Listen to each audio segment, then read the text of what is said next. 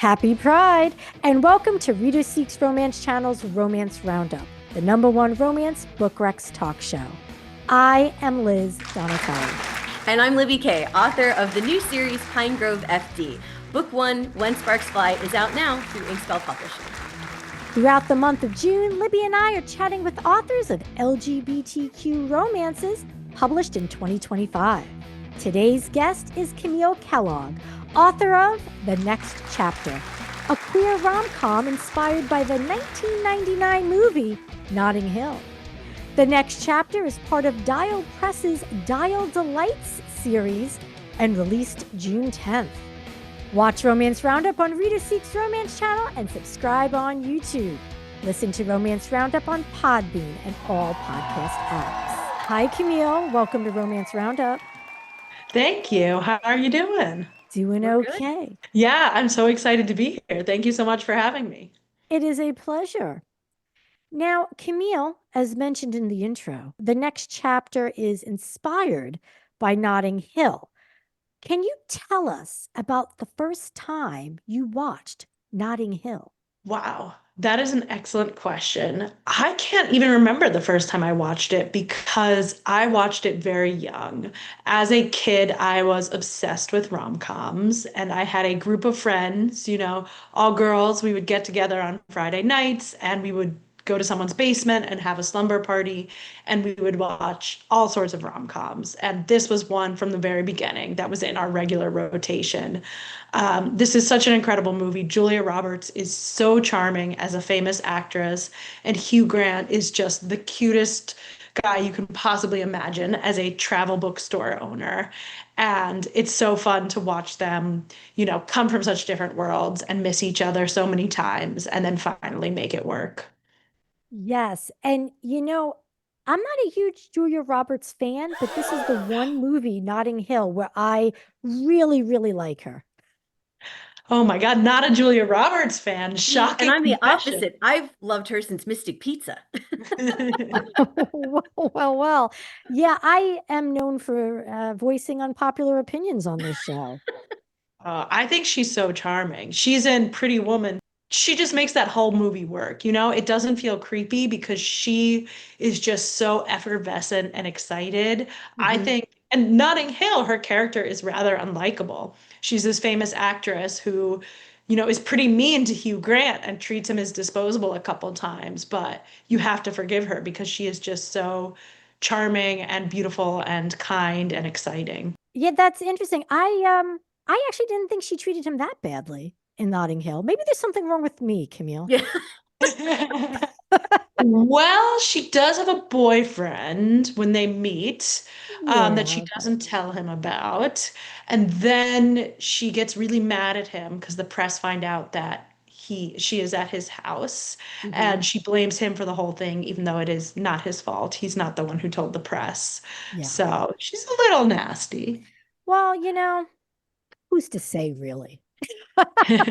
you make good points, but for some reason I was able to look past it because I could see that she was suffering and hurting inside. So, and Alec Baldwin was kind of a douche tool to her, so I was like, you know what, it's okay for her to like have an affair. Yeah, and I think that's Julia Roberts. She just makes it okay. You forgive her for anything. And we've just come full circle to your point that Julia Roberts then really is a pretty good rom-com actor, even though I typically don't care to watch her on the screen. But Notting Hill, I do love that movie. So now that that's been said, so this is a great segue into talking about your book. So Camille, could you tell us what the next chapter is about? Absolutely. So the next chapter is a sapphic retelling of the movie Notting Hill about Kat, who is a former child star who is trying to save her acting career by rebranding as a queer icon, and Jude, an independent bookseller in the West Village, who is just trying to hold her life together after it fell apart 2 years ago. They meet in the bookstore and have an adorable meet cute, but Kat realizes that this could be a meet opportunity as well because she needs a fake girlfriend to kick off her rebranding as a queer icon process. However, she does not tell Jude that their relationship is part of a publicity stunt. Now, Okay. you mentioned a meet opportunity. And just for anyone who thinks I mean MEAT, it's MEET. Although it would be funny if there was a meet opportunity. Free London Royal given out Yeah. on the street corner. They're I opening don't a know. deli. Opening a deli called meet opportunity. Is that a thing? Or is that something that you've kind of labeled and now own is the meet opportunity?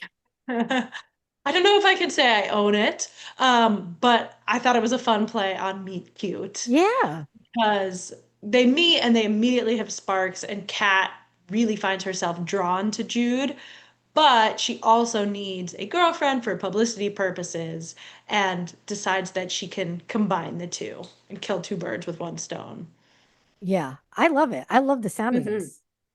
I do. No, I always love fake dating. Me Yeah. Well, too. yeah, One of and my favorite tropes. I'm digging this. I'm digging this. And what's interesting is you had mentioned the next chapter on a previous episode, didn't you, Libby? We were Yes, I talking did, about, because I yeah. was a huge I'm listening to the audiobook, but I was absolutely obsessed with your debut, Just As You Are, which, not to get sad or anything, but this was the last buddy read I did with a friend of mine. She was ill with cancer and she didn't like romances. And that's like the one thing I'm obsessed with.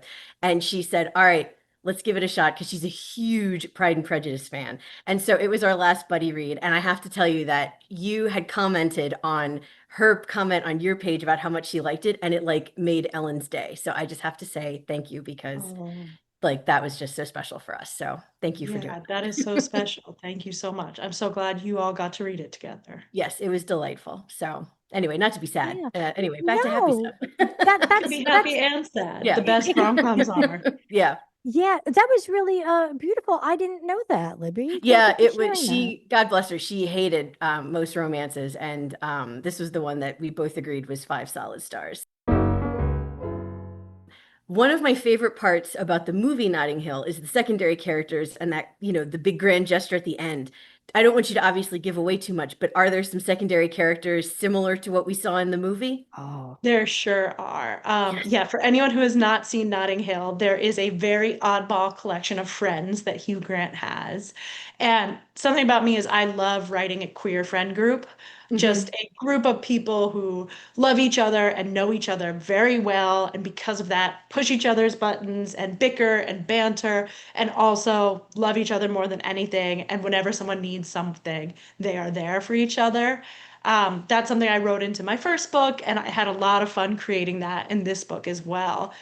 Partially because I think queer community is just so important, and you need strong friends around you to understand your own queerness and to find that joy. Hmm. But I really had a lot of fun creating this group.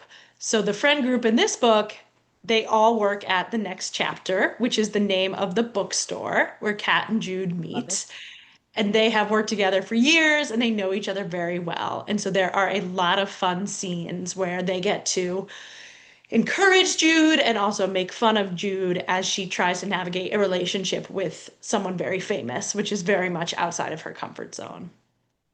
Love it. I'm so excited. I Is there know. like a Spike-like character? Not quite. The friend in Notting Hill is so out there and strange, but there are three characters: Reese, who is Jude's best friend, LJ, who is a cosplay costume designer and very deadpan, and Talia, who is a hopeless romantic. And the three of them just spend so much time bantering. I love banter. I could Hmm. write an entire book that is all banter and no plot. Unfortunately, my editor keeps saying no one wants to read that.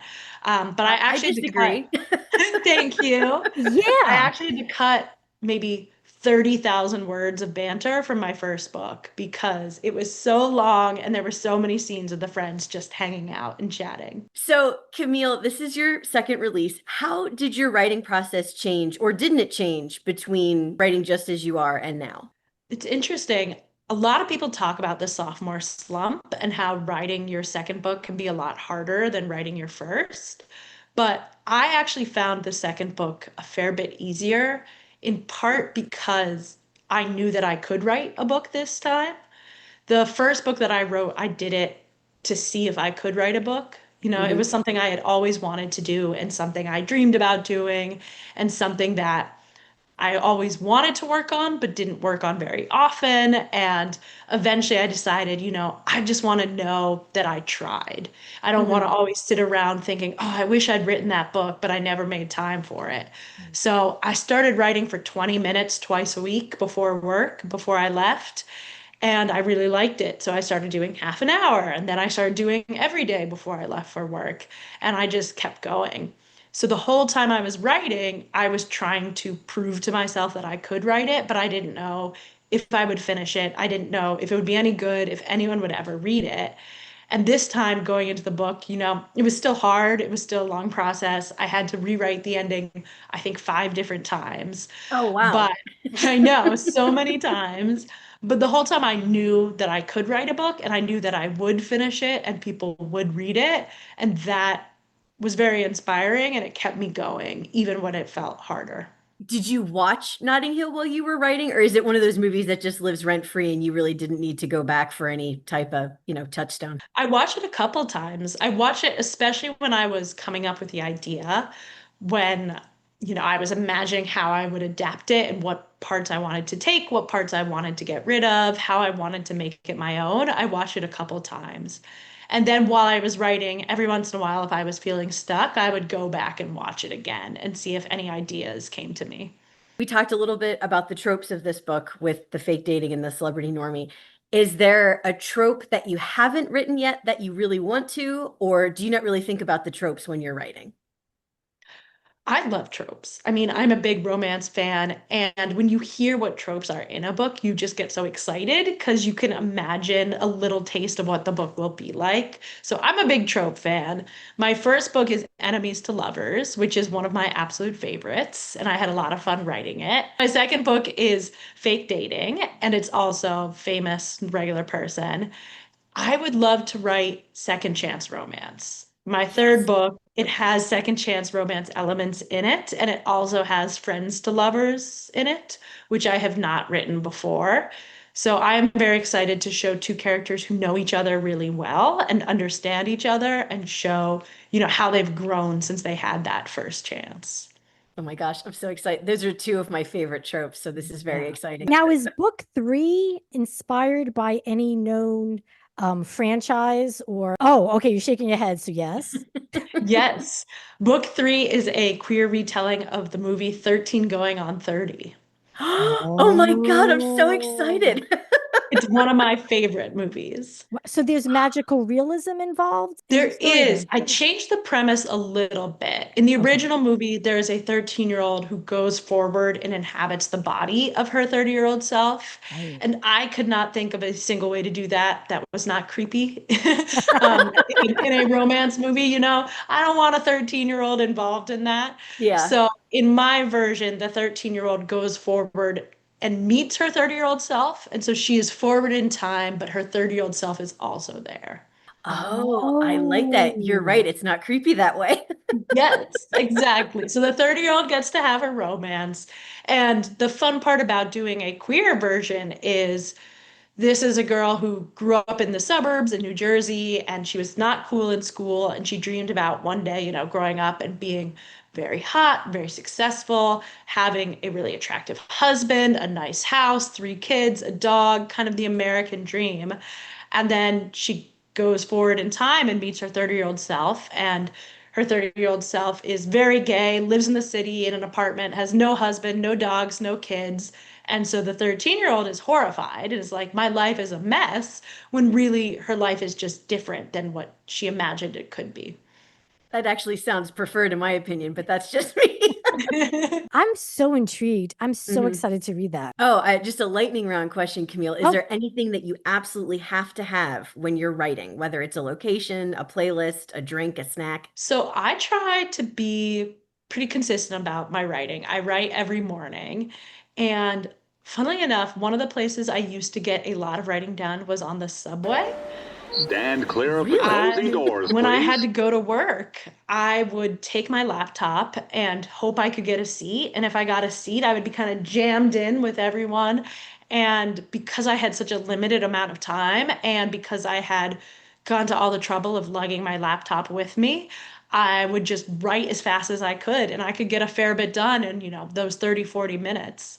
So these days I am not writing on the subway, and it is nicer in a lot of ways, but I try to be someone who can write anywhere because to me it's more important to be consistent Mhm. and to just get it done and sit down wherever I am. Even if I write something terrible, just getting it done every day makes it easier to start the next day. Now that makes sense. I'm very impressed. I need silence or white noise or something. And so the thought of being on this, I mean, I don't know, every time I'm on the subway, I don't even think I've had a seat. It's hard to get. Yeah. It was very frustrating to have a writing goal for the day and not get a seat. Yeah. I also love instrumental movie soundtracks. That is a big part of how I write. I'll put them on shuffle. I'll get a little, especially the Pride and Prejudice soundtrack is one of my Yes. favorites. And it makes you feel like you're in a movie. And Mhm. it adds a nice cinematic quality to the writing process. Did you Right. listen to that when writing Just As You Are? Because it was playing in my Absolutely. head when we were reading it. Just As You Are is a Pride and Prejudice retelling, so I listened to the soundtrack over and over and over again. It's one of my favorites.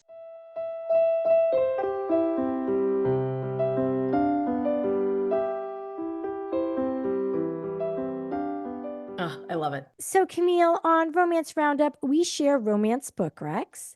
Which LGBTQ romances have you recently read and enjoyed or added to your TBR? Let's see. I recently read Zoe Brennan, First Crush by Laura Piper Lee. Mhm. It is absolutely incredible. I highly recommend.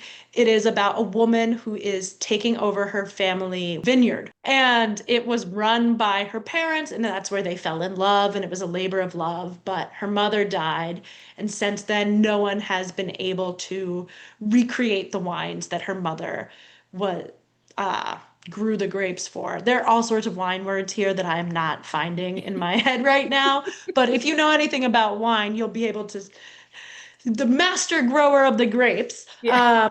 Anyway, she takes over the vineyard and is trying to save it, and she needs to hire a vintner I found the word, for the vineyard, and it ends up being her childhood first crush. But they butt heads immediately upon starting to work on the vineyard together. So it is really fun. It's hilarious. It's just one of those books that feels like a hug. So I highly recommend it. Anything on your TBR? Anything you're looking forward to Yes. reading? Okay.